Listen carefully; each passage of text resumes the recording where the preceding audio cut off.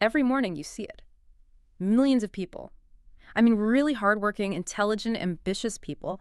They wake up, they dive into these demanding jobs, and they give their absolute best. All day long. All day. And then they go to bed exhausted. Mm. And the cycle just repeats relentlessly. Mm. And yet, with all of that dedication, they still feel trapped. Like they're just surviving, chasing the next paycheck, running on a treadmill that never actually leads to real, enduring freedom. Right. So the question we have to ask is, why? Why does all that consistent, undeniable effort fail to produce lasting wealth for so many people? I think that observation gets right to the heart of a fundamental structural flaw in how we're taught to approach work. Structural flaw. Yes, it's the difference between working in a system versus designing a system that works for you. I mean, think about it. Yeah. If your income stops the second you stop working, Whether you're an employee, a freelancer. it doesn't matter. Yeah. You are not financially Yeah, free. You're just right. renting your time. Yeah. And that structure, by its very nature, is incredibly fragile. It's finite. Yeah. Because you can't make more time. You can never, ever manufacture more time. So true freedom, real freedom, requires creating an income mechanism, an asset that keeps rewarding you long after you've done the initial work. Okay, so it's a strategic shift. From earning by doing something to earning by having built something. Precisely. From activity to design. Yeah. And that changes absolutely everything. I totally agree that distinction is critical. It just pulls the rug out from under the whole just hustle harder idea. It does. But here's the friction point for me. If this were just about strategy, I mean, everyone would do it. People read the books, they get the concepts, but they don't act. Why do so many smart people who know this stuff actively sabotage their own ability to build these systems? Because it's almost never a strategic problem. It's a deep-seated psychological barrier. We rarely approach money with the cold, strategic calculation it requires. It's a neutral tool, that's all it is. Yeah. A means for direction, for choice. But we don't treat it that way. We infuse it with emotion. We use it as a psychological salve. We buy things to feel a little comfort or to impress people we don't even like. Or to fill some kind of void. Most destructively, yes. Yeah. And the moment money becomes an emotional tool, it actively prevents you from building wealth. Emotion leads to impulse. Impulse creates chaos. And chaos is the single greatest destroyer of any future potential. That hits a nerve. So, okay, our mission for this deep dive then is to get past that emotional chase, Yeah. to provide the strategic clarity to stop looking for money as, validation and start designing these robust systems, an entire architecture that guarantees a perpetual return. Exactly. We're moving from a mindset of survival to one of architectural freedom. Yeah. It's not about the house you buy. It's about the foundation you build. All right, let's start this deep dive by tackling the biggest financial illusion out there. That just getting more money is the answer.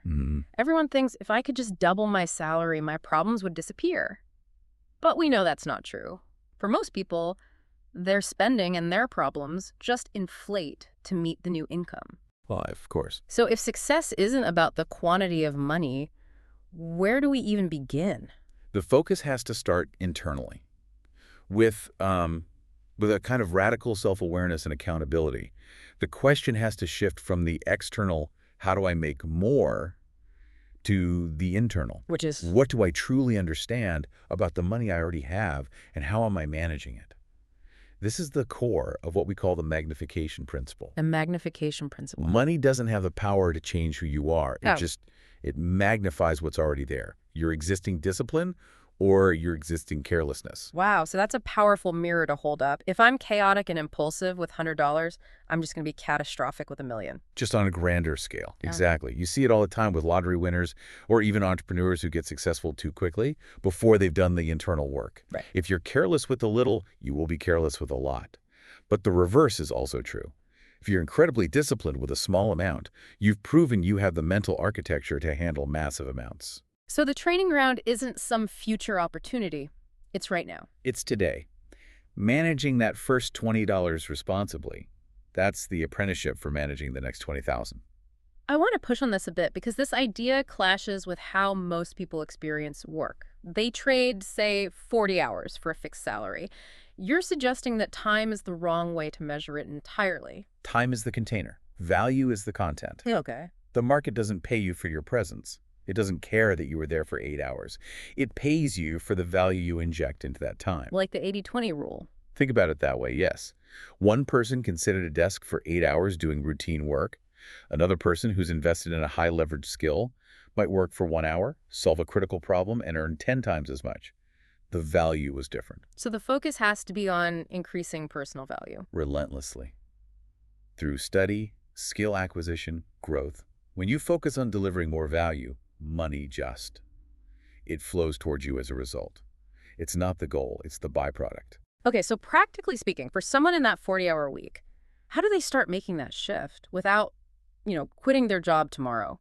It starts with an internal audit, right where you are. Ask yourself, what 20% of my activities produced 80% of the value for my company or my clients? Find the high leverage stuff. Find it, and then commit to spending 80% of your time mastering that. You start redesigning your job from the inside out.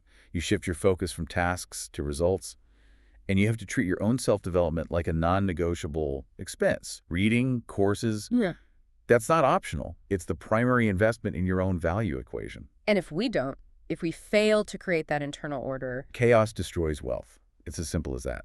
Money is, it's very sensitive to disorganization. When your finances are chaotic, when you're just spending without awareness, to fill an emotional need, right, or to impress people, it just slips away. quietly. Through subscriptions you forgot about, or high interest, or just stuff you buy that has zero long-term value. So you have to become the leader of your money. You have to assign every dollar a job, a purpose. This bucket is for living, this is for saving, this is for investing, this is for giving. Structure isn't restriction, it's control. If you don't give your dollars a job, they'll find unproductive work to do somewhere else, and it usually benefits some corporation, not you. When you manage it with structure, it starts to serve you. It respects you, Yeah. and it works for you, even when you're sleeping. Okay, this brings us to what feels like the most critical distinction of all, the one that separates people who build wealth from those who just consume. Assets versus liabilities. Confusing these two is probably the fastest way to stay stuck on that treadmill forever. And we have to define them by their function, not by their name. Okay, let's nail that down. Functionally, what is an asset? An asset is anything that actively puts money into your pocket, whether you are working or not. So it's generating income without my direct labor. Exactly. Dividend stocks, an automated online business, rental property, royalties from a book, or even critically specialized knowledge that commands a very high price. Assets are designed to grow while you do other things. They literally buy back your time. And on the other side, the liability. A liability takes money out of your pocket. And these are tricky because they often masquerade as signs of success. They feed the ego. The luxury car, the bigger house. Things that depreciate the second you buy them and require constant money for maintenance. The thing people miss is the hidden cost. It's not just the sticker price. It's the insurance, the repairs, and most importantly, the opportunity cost. The opportunity cost, that's the key, isn't it? It is. That money could have been put into an asset and compounded over time. Most people spend their lives acquiring things that look like wealth, but are secretly draining their future. Let's challenge one, though. The family home. Everyone is told their house is their biggest asset. And that's a perfect example of the nuance you have to grasp. For most people, their personal residence is a liability because it costs you money every single month. Mortgage, taxes, insurance, maintenance. It takes money out of your pocket. It might appreciate, sure, but it's consuming your cash flow. So it's an expense. It's an expense. Now, if you rent out a room or use its equity to buy an income property, then parts of it start behaving like an asset. The difference is purely functional. Does it generate cash or does it consume it? This brings us right back to the psychological battle. If we know this, logically, if we know assets lead to freedom, why are we so drawn to the shiny, depreciating liabilities? Why choose the ego boost today over independence tomorrow? It's the constant, brutal war between instant gratification and delayed gratification. Pursuing liabilities is almost entirely driven by the ego's need for external validation. Right now, we buy the watch or the car because we feel a primal urge to signal our success today. And that feels good. For a moment. For a moment. It's a fleeting pleasure. Building assets, on the other hand, requires a high degree of emotional maturity. It means choosing quiet, invisible progress, like an automated transfer to an index fund over that high visibility rush of a new purchase. So real freedom requires choosing the unglamorous option consistently. It requires training yourself to find satisfaction in watching a compounding chart go up, not in the smell of a new car. Okay, so once we get that, the error of trading time for money, the difference between assets and liabilities, we have to focus on what you call the ultimate asset. The one that can never be taken from you. The one that doesn't depreciate. The mind. The mind itself. Think about it. Money can be lost. Skills can become obsolete. Opportunities can vanish overnight. But a developed, disciplined mind, it just keeps creating value from nothing. It finds new problems to solve. It rebuilds. It's the engine of all results. So the very first investment you make, even before stocks or real estate, Is always in your own mental development. Always. It's funny, we spend so much time and energy curating our physical diet, tracking macros, calories, all of it. Yet we let almost any kind of mental junk food enter our awareness without a second thought. It's like eating fast food for every meal and expecting to be an elite athlete. that is the perfect analogy. It's the challenge of input, garbage in, garbage out. If you spend hours every day consuming gossip, outrage, distraction, you are actively weakening your ability to think clearly. You're dulling your primary asset. You are. Successful people protect their minds with an almost religious fervor. They understand it's the command center. You have to consciously choose to feed it high-quality nutrients, specialized knowledge, core principles, things that help you solve high-level problems. Every hour you spend passively scrolling is an hour you stole directly from your future self. I think a lot of people hearing this would agree. The desire is there, but they hit these powerful internal walls, these narratives like, I'm not smart enough, or I don't have the right background, or it's just too late for me to start. And those are the most stubborn barriers of all. Because they feel real. They feel absolutely real. They're invisible constraints we place on ourselves. No. We tell ourselves these stories, and they become these self-imposed traps that guarantee we fail before we even start. So how do you break them? Growth begins when you become aware of them, and then you have to subject them to rigorous questioning. You have to ask, is this thought an objective fact, or is it just a story I've been repeating to justify my inaction? Question your own rules. Every single breakthrough begins with a decision to think differently. When you do that, you stop seeing dead ends, and you start seeing possibilities. So let's get tactical. How do we actively train this mental asset? It can't just be about reading more. It has to be more structured. It is systematic training. There are 3 pillars. Okay. First, direction and clarity. A mind without a clear direction will always drift toward comfort and distraction. Always. It's the default state. It is. Clarity is the antidote. It turns a vague wish, like, I want to be rich, into a concrete strategy. You have to define precisely what kind of wealth, what kind of life, and what kind of person you need to become to achieve and sustain it. That clarity is a navigation beam for all your decisions. Okay, so direction. What's number 2? Discipline and focus. And we should define discipline not as some kind of punishment, but as simply the consistent adherence to your chosen direction. I like that. A disciplined mind is stronger than circumstances. It stays calm when the market panics. It plans before it reacts. It consistently resists the siren call of distraction. Separating what feels good now from what creates results later. That is the core function of discipline. Every small choice to delay gratification strengthens that mental muscle. It's the foundation for everything. And the 3rd pillar? Curiosity and reflection. Complacency is the enemy. Curiosity keeps the mind sharp. It treats every obstacle, every failure, not as a reason to quit, but as a teacher. It's a lesson. It's a lesson with vital data. And reflection is the process that turns that raw data, the pain, the success, into actual wisdom, into a better strategy for next time. You have to build a ritual, maybe weekly, to just pause and ask, what did I learn? How can I apply it? A reflective mind ensures no experience is ever wasted. So with a mind that's been trained, it has direction, discipline, curiosity. We move from internal work to external action. How does this kind of strategic mind interact with the world differently than the average person stuck on that survival treadmill? The shift it's profound. It is a total transition from the psychology of a consumer to the psychology of a creator. Consumer versus creator. The default consumer is always asking, what can I get right now? What can I buy to satisfy this immediate need? Their focus is on temporary satisfaction, status. And the creator? The creator asks, what can I build that will last? What problem can I solve for others?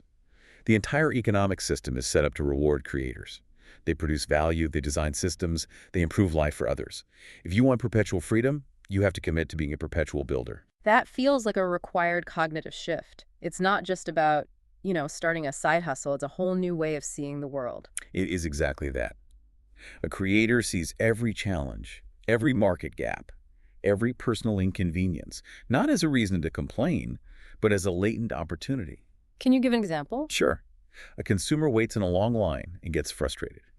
A creator stands in that same line, observes the inefficiency, and asks, what technology or process could make this entire experience obsolete? That simple mental framing, how could this be improved, is the seed of every great business. And if that's your mindset, it must change how you approach learning, too. It's not just for entertainment anymore. It's intentional learning. Creators learn for execution, for implementation. Not just to know things. Exactly. A consumer reads a marketing book for general knowledge. A creator reads that same book and is actively looking for 3 tactics they can implement in their business by Friday. Every piece of new knowledge is immediately viewed as a potential tool for creation. So you're not building a mental library, you're building a mental workshop. A workshop dedicated to immediate output, yes. Okay, let's bring it back to spending, because that's where the rubber really meets the road. For the creator, spending has to be a strategic lever. It has to be. The creator spends money to multiply value. They see money as a seed to be planted, not just a token to be exchanged. So they're buying tools. Tools, systems, software, specialized knowledge. Anything that they are confident will produce a return greater than the initial cost. They buy the better computer to create content faster. They pay for the course that gives them a high-leverage skill. It's a leveraged growth investment. While the consumer spends money for comfort or status, the vacation they can't afford, the item that loses value instantly. The defining question for a creator before any significant purchase is simple and non-emotional. Will this increase my future capacity to create, or will it just deplete my resources? And strategic spending always leads to more creation. And therefore, more freedom. Let's talk about the highest form of this creator mindset, which seems to be when you can merge what you're passionate about with what the market actually needs. That is the peak state. Because that merger provides the internal energy to endure the inevitable quiet seasons and setbacks that come with building anything worthwhile. The word passion gets thrown around so much, it's almost lost its meaning. It sounds like this high-energy, exciting thing all the time. And that's the misconception. Excitement fades. True passion sustains, even when the work is tedious. So what is it then? True passion is the quiet, focused activity you would do even if nobody was watching or paying you. It's the topic you never get tired of learning about. It's the internal fire. When you anchor your work to that, the effort required feels exponentially lighter. But we've all heard the advice, follow your passion, and for a lot of people, that leads to being broke and passionate. Right. So how do you bridge that gap between passion and actual profit? Passion alone is not enough. Value is the only currency the market respects, so the goal is to connect what you love, your unique skills and interests, with what a group of people urgently need. Solving a real problem. Solving a real, scalable problem. Saving them time, teaching them a skill that transforms their life. If you're passionate about coding and you just make games for yourself, you're a hobbyist. If you use that same passion to build an app that automates a tedious task for thousands of users, now you're creating structured, scalable profit. So passion is the fuel, but discipline is the scaffolding. It has to be. Profit comes when that passion is managed with the rigor of a business. You have to focus on endurance, not just chasing trends. This means setting metrics, defining your audience, analyzing what's not working, and creating systems. Passion gets you started. Discipline is what makes sure you finish. And to protect that passion, to keep it from just becoming another stressful job, you need to diversify. You must. This is the multiple stream strategy. If you rely on only one stream of income, even from your area of genius, you put suffocating pressure on your passion. So you build out from a single area of expertise. A single, deep well. A coach doesn't just do one-on-one sessions. They create an online course, they publish a book, they license their templates, they have an affiliate system. It's a network of integrated streams. So when one area slows down, and it will, the others sustain you. And that gives you the peace of mind to keep creating high-quality work without desperation. Okay, this is all fantastic, but we've established that discipline is paramount. And honestly, relying on daily willpower, that just feels like a recipe for burnout. It's a recipe for predictable failure. Right. You start the month with great intentions, but by week 3, decision fatigue kicks in and the whole plan falls apart. So how do we build a system that bypasses the need to force ourselves to be organized every single day? The strategic answer is automation. Automation. It is the absolute key to escaping financial stress. It replaces worry with structure. It replaces unpredictable emotion with an immutable process. You have to stop relying on flawed human willpower and build a system that makes the smart decision for you automatically every time. Let's get specific on that architecture. What should that intentional flow of money look like from the moment it hits your account? You need a non-negotiable flow design, a systematic allocation. The moment income arrives, every dollar gets an immediate, automated assignment. Like the bucket system. A three-bucket system works well. An operating bucket for your needs, a growth bucket for long-term investing, and a freedom bucket for savings and experiences. You pre-commit to the percentages, say 50, 30, 20. You, the architect, give the money its direction. When it's automated, your money starts working for you instantly. And that brings us to what's probably the most powerful rule of all: protecting your future goals from your present emotions. The pay yourself first rule. It is mandatory for freedom. Behaviorally, we know humans hate loss. If money is sitting in your checking account, you see it as yours to spend. Taking it away feels like a loss. So you have to get to it before your brain does. You pre-commit. The instant your income arrives, automated transfers move your investment and savings portions to different accounts before you even see it as spendable cash. This insulates your future freedom from today's impulse or fear. And the consistency is more important than the amount, especially at first. Exponentially more important. Even a small percentage, transferred automatically week after week, builds an impregnable foundation without requiring that draining daily vigilance. We usually think of automation for budgeting, but how does this apply to actually building the income-producing assets themselves? That's where it becomes truly transformative. We call it leveraged income systems that keep generating revenue long after the work is done. So like a digital product. A digital product with an automated payment and delivery system, an affiliate marketing system on content you created 6 months ago that's still generating sales, or even just automated investment plans like dividend reinvestment plans or monthly transfers into an index fund. The power is that they compound your effort. You do the focused work once, and the automated system pays you repeatedly, indefinitely. Okay, but if we automate everything, saving, investing, income, how do we avoid just checking out? There's a risk you become ignorant of your own finances. That's a critical constraint. Automation handles the consistency. You, the individual, handle the awareness and the direction. So you're still the pilot. You're still the pilot. The autopilot is just on. You must have a regular review, a mandatory financial check-in, maybe monthly. Not to micromanage, but to ensure the systems still align with your goals. Automation ensures the flow is consistent, your awareness ensures the destination is correct. And that moves you from daily panic to monthly strategic control. Exactly.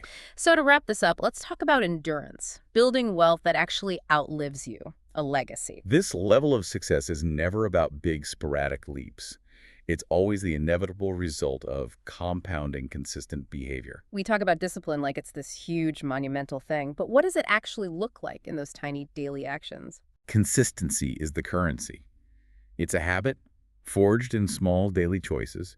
It's the micro decision to pause before an impulse buy, to spend 5 minutes tracking your expenses, to read for 30 minutes instead of scrolling. It's the invisible work. It's the quiet choices nobody ever sees that eventually produce the undeniable freedom everyone envies. You have to build rituals around your money and your mind as rigorously as you do around your health. It's fascinating that your framework for this includes an internal attitude. Aye. Gratitude. How is gratitude a defense mechanism against financial failure? Gratitude shifts your mind's operating system from scarcity to abundance. When you operate from scarcity, from the fear that there isn't enough, you make desperate emotional choices. Right. But when you are genuinely thankful for what you already have, your ability to earn, your health, your opportunities, you operate with a calm, rational confidence. That perspective it reduces the urge to overspend for validation. It keeps greed, the ultimate enemy of discipline, at bay. And if we had to distill all of this down to one core psychological muscle? Delaying gratification. Wealth is not built by what you earn. It is built by what you consciously keep, protect, and grow. Every single choice to delay a temporary pleasure for a long term, compounding gain strengthens your future independence. Finally, as we're building this legacy, how do we know when we've succeeded? Is the goal just endless accumulation? More and more? No. And that is often the final trap. True wealth is not accumulation. It's having what you need with security, without chronic fear. It's stability, it's choice, it's peace of mind. So you have to define enough. Defining your personal enough is the most liberating financial decision you will ever make. It allows you to step off the societal comparison treadmill, to stop competing, and your focus shifts beautifully from the stressful chase for more to the fulfilling work of contribution. That quiet, unshakable confidence. It is the mark of true architectural freedom. This has really been a complete strategic shift. We've gone from the emotional side of money to the disciplined architectural creation of systems. We've looked at the flaw in trading time for income. We've identified the mind as the chief asset. And we've explored the power of automation to create that endurance. The key takeaway really is that your freedom is never limited by your external resources. It's only ever limited by the clarity of your internal architecture. Financial wealth is a wonderful tool, but it's not the goal. The goal is the peace of mind. The true reward is that quiet confidence that comes from knowing you built a life of choice through wisdom and discipline. That is worth all the effort. So if your greatest wealth will never be in your bank account, but always in the robustness of your mindset, here's the final thought for you to consider. What single piece of mental architecture, a new boundary, a new pattern, a new input will you commit to building today to guarantee your freedom tomorrow? It's not about a new expense, it's about a new decision. The architecture starts with you.